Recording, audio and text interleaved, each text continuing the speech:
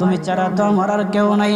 আল্লাহ গো, তুমি যদি মাফ না করো কে আমাকে মাফ করবে?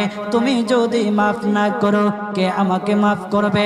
তুমি যদি আমাকে মাফ করো তাহলে তোমার কোনো দিকে কমবে না, তুমি যদি আমাকে মাফ না করো তোমার কোনো দিকে বাড়বে না।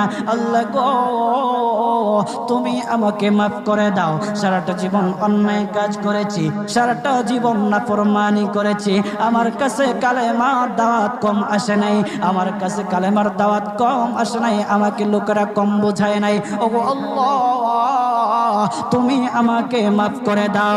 মাফ না করলে কোথায় যাব, কার কাছে যাব?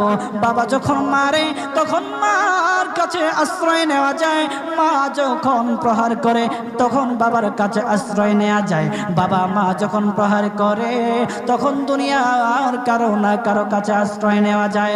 ওগো